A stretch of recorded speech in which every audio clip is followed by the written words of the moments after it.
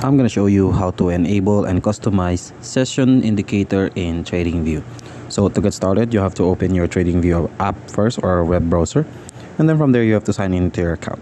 Make sure that you sign in so you can edit or input indicators on this one. So from here you just have to go to the upper pane right here and then click on indicators, and then from there you just have to type in trading sessions.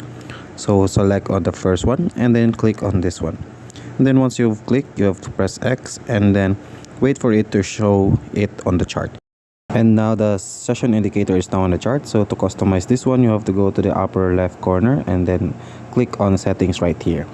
So from here you can customize all the trading sessions here, from Tokyo to Asia to London. So from here you can also customize the session colors. So if you have to change the colors, you just have to click on this one and select all the necessary colors or the color that you want it to be the sessions is.